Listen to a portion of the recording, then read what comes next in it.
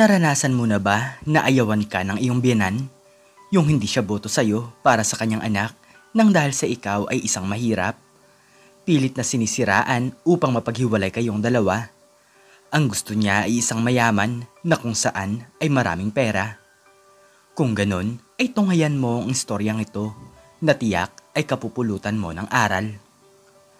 Nay, wala na po tayong bigas. Mayroon po ba kayong pera? At ako na po ang bibili. Malungkot na tanong ni Marcela sa kanyang ina.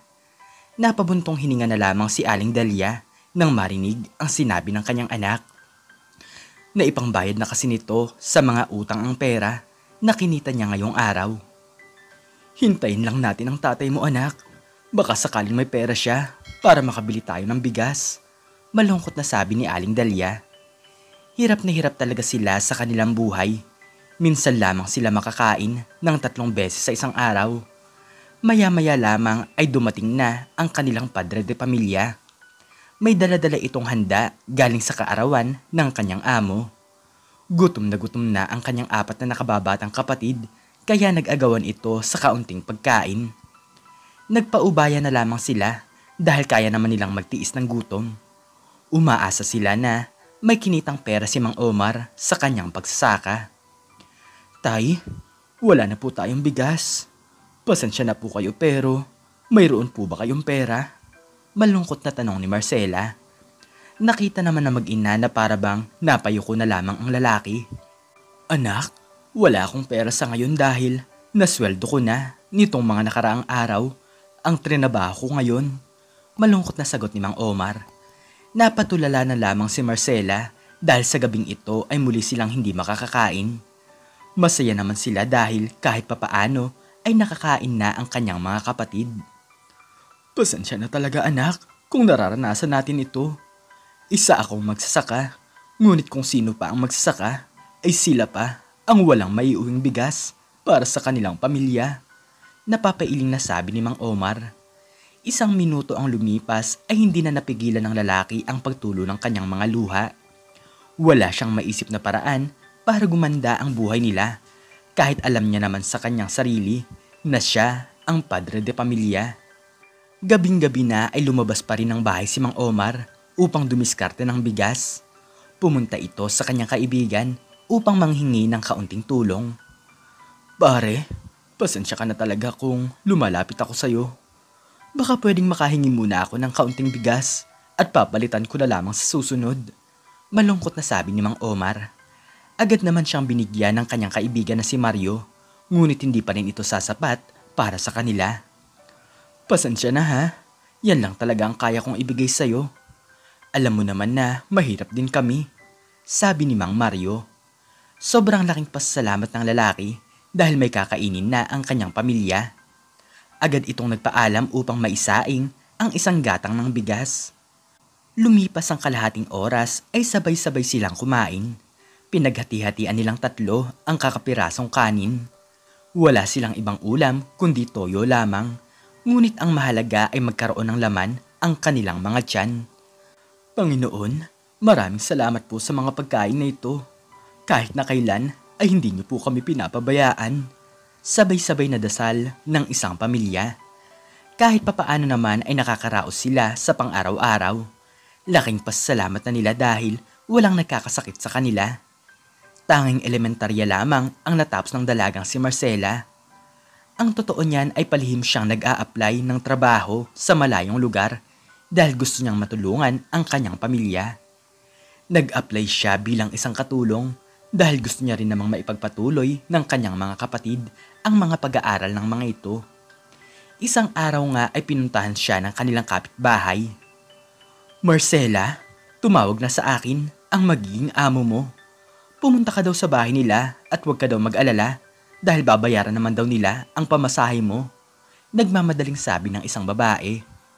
Nakikitawag lang kasi siya sa kanilang kapitbahay dahil wala naman siyang sariling telepono. Kinabukasan ay agad na nagpaalam si Marcela dahil pupunta na siya sa bahay ng kanyang magiging amo. Wala namang nagawa ang mag-asawa dahil kaya na rin namang magtrabaho ng kanilang anak. Mag-iingat ka, anak. Tandaan mo na kapag nakaranas ka ng pangmamalupit ay umuwi ka na agad dito. Malungkot na sabi ni Aling Dahlia. Opo, Nay. Huwag po kayong mag-alala dahil magpapadala naman po ako ng pera. Kung may pagkakataon po ay tatawag po ako sa ating kapitbahay upang makausap ko kayo. Nakayukong sagot ni Marcela. Lumipas ang 8 oras ay napuntahan na niya ang bahay ng kanyang magiging amo. Hindi niya inaakala na mayaman pala ito. Ma'am, magandang hapon po. Ako nga po pala si Marcela at ako po yung nag-a-apply sa inyo bilang isang katulong. Magalang na bati ng dalaga. Ganun ba? Sige, huwag kang mag-alala dahil tanggap ka na. Ang tingin ko ay wala ka pang 20 anyos. Pero sigurado ka ba na magtatrabaho ka na? Kung sa akin naman kasi ay walang problema dahil mas gusto ko ang bata dahil malakas pa ang katawan. Sabi ni Doña Esmeralda. Opo ma'am, kailangan ko po kasing tulungan ang aking pamilya. Magalang na sagot ni Marcela. Simula noon ay may trabaho na ang babae. Kinabukasan habang naglilinis siya ng bahay ay nagulat na lamang siya sa boses ng isang lalaki. Sino po kayo? Naliligo po si Doña Esmeralda. Tanong ni Marcela. Guwapo ang binatang ito at higit sa lahat ay maganda kong manamit. Mukha itong mayaman at nakasakay ito sa isang magarang sasakyan. Nagtataka naman ang binata kung sino ang babaeng ito. Maganda din naman si Marcela kahit lumaki ito sa kahirapan. Ha? Sino ka? Bakit nasa loob ka ng aming bahay? Pwede bang pakibuksan mo ang gate dahil ipapasok ko itong aking kotse? Nagtatakang tanong ni Lucas. Nagulat na lamang si Marcela dahil anak pala ito ni Doña Esmeralda. Ang akala niya kasi ay nagsosolo lamang doon ang kanyang among babae. Pasensya na po talaga. Hindi ko naman po alam na dito rin po pala nakatira ang anak ni Doña Esmeralda. Nahihiyang sabi ni Marcela. Nagmamadaling binuksan ng babae ang gate, sabay pumasok na ang sasakyan ni Lucas. Huwag ka nang matakot, wala namang problema. Sige na at pumasok na tayo sa loob ng bahay. Hindi ko rin naman kasi alam na kumuha pala ng bagong kasambahay ang aking nanay. Natatawang sabi ng binata. Nang makatapos sa paliligo si Doña Esmeralda ay nagulat na lamang ito sa kanyang nakita. Sa loob kasi ng 2 linggo ay hindi umuwi si Lucas dahil nagbakasyon ito sa mga kaibigan nito sa probinsya. Ano ba ang sabi ko sa iyo, Lucas? Huwag na huwag ka nang pumunta sa mga walang kwenta mong kaibigan. Ang gusto ko ay mag-aral ka ng pagnenegosyo dahil sa iyo ko ipapamana ang lahat ng ari-arian ko. Galit na sabi ni Doña Esmeralda. Pero ang gusto ko po ay magkaroon ng simpleng buhay. Tingnan niyo si tatay. Lumaki ako nang hindi natin siya nakakasama. Hanggang sa pumanaw siya ay hindi ko malang naramdaman na meron akong ama. Dismayadong sagot ni Lucas. Narinig ni Marcela ang pagtatalo ng mag-ina. Iba pala ang tingin ng matandang babae pagdating sa mga taong may hirap. Ang mga taong may hirap daw kasi ay mga walang kwenta na kung saan ay gumagawa ng masasamang bagay at mga magnanakaw upang sila ay mabuhay. Basta, ayaw na ayaw ko nang babalik ka pa doon. Hindi mo ba alam na pwedeng mga magnanakaw sila upang mapakain ng kanilang pamilya? Galit na sabi ni Doña Esmeralda. Nagkakamali kayo. Hindi ganyang klase ng tao ang aking mga kaibigan. Kahit mahirap lang sila ay nagtatrabaho sila ng marangal. At kung minsan pa nga ay pinapakain nila ako nang walang kahit na anong bayad. Galit na sagot ni Lucas sabay pumasok na ito sa kanyang kwarto. Agad namang lumapit si Doña Esmeralda sa kanilang katulong upang maglabas ng sama ng loob. Ay nako, buhay nga naman. Mayaman na nga kami tapos ang gusto pa niya ay ang magkaroon ng simpleng buhay. Marcela, may hihilingin ako sa'yo. Bantayan mo ang aking anak at simula ngayon ay isasama ka na niya sa lahat ng kanyang lakad. Para naman malaman ko kung ano ang ginagawa niya. Baka mamaya ay may ginagawa na siyang masama. Seryosong sabi ni Doña Esmeralda. Siguro naman po ay mabuting tao si Lucas, pati na rin po ang kanyang mga kaibigan. Hindi naman po masasamang tao ang mga nakatira sa probinsya. Simple lamang po ang kanilang buhay ngunit masaya po sila. Nakangiting sagot ni Marcela. Anong hindi masama? Wala silang pera, kaya nagagawa nilang magnakaw upang makakain sila. Tingnan mo yung mga pulubi sa daan. Kung minsan ay nagnanakaw sila. Mataas na boses ng matandang babae. Napayuko na lamang si Marcela at hindi na sumagot sa sinasabi ni Doña Esmeralda. Hindi man lang kasi nito naiisip na pati siya ay nasasaktan dahil mahirap lang din ang kanyang pamilya. Kinabukasan ay paalis na si Lucas, ngunit tinawag siya ng kanyang ina. Sinabi nito na simula ngayon ay kasama na niya si Marcela upang maging mata sa lahat ng kanyang ginagawa. Walang problema kung yan ang gusto nyo, dahil wala naman talaga akong ginagawang masama. Seryosong sabi ni Lucas. Kaya simula noon ay hindi na pagiging isang katulong ang trabaho ni Marcela. Naging tagabantay na siya ng isang binata na kung saan ay masaya sa simpleng buhay. Kasama siya nito sa sakyan dahil muling pupunta si Lucas sa kanyang mga kaibigan. Marcela, pasensya ka na nga pala kay nanay. Alam kong nasaktan ka din sa kanyang mga sinabi. Huwag kang mag-alala dahil masaya sa ating pupuntahan. Nakangiting sabi ni Lucas. Mahabang oras ang lumipas ay nagulat na lamang si Marcela dahil kalapit bayan lang ito kung saan siya nakatira. Ang iba pala sa mga kaibigan ni Lucas ay mga dati niyang kaklase sa elementarya na kung saan ay mabubuti naman talagang mga tao. Oh, Marcela, bakit kasama ka ni Lucas? Ikaw ba ang kanyang nobya?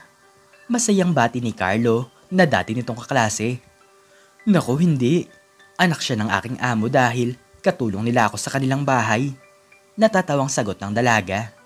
Masayang masaya ang lahat nang bumili si Lucas ng mga pagkain.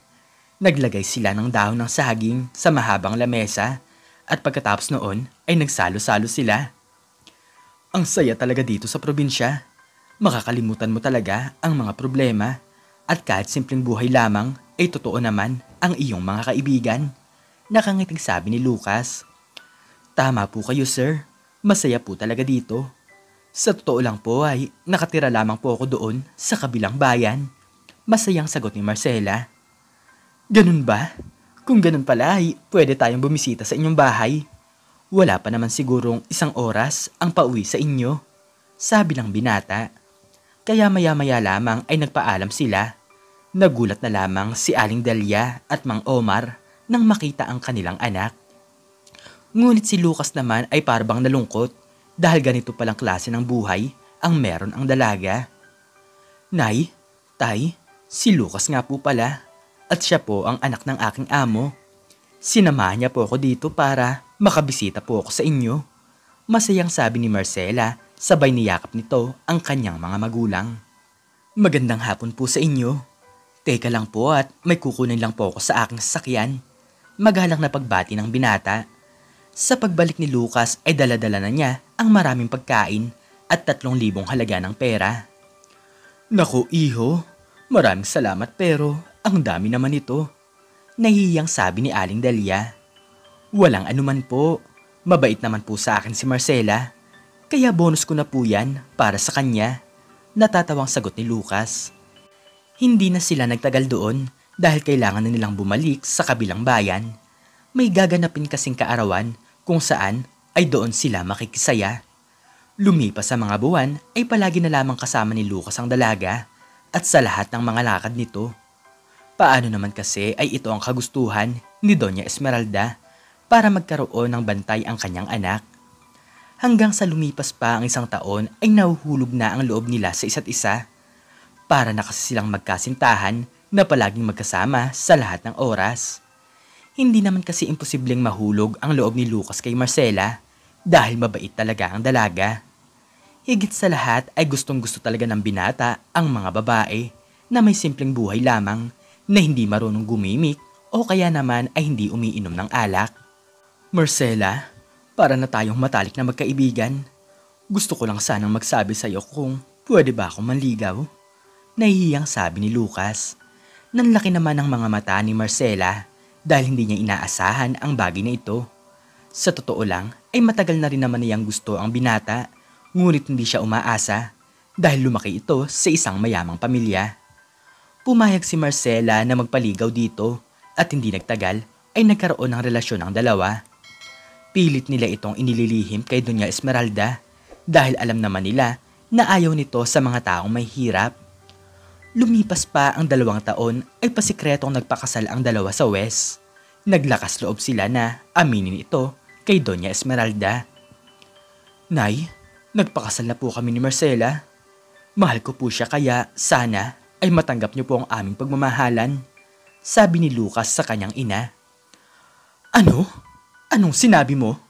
Hindi ba't ang gusto kong maging asawa mo ay isang mayaman? Bakit ka naman nagpakasal sa isang babaeng katulong lamang? Dismayadong sagot ang matanda. Hindi na sumagot pa si Lucas at napagdesisyon nila na simula ngayon ay doon na rin titira si Marcela. Saglit ay nagpaalam si Lucas dahil may aasikasuhin lamang ito sa kanyang pinagkakakitaan. Hoy, ikaw, Marcela, ang akala mo ba ay makukuha mo ang aming yaman? Manigas ka dahil hindi ako boto sa'yo. Nagawa mo pang akitin si Lucas para lamang sa pera? Galit na sabi ni Doña Esmeralda.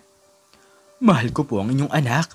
Pasensya na po kung itinago po namin ang aming relasyon. Ito po kasi ang gusto ni Lucas. Paliwanag ng babae.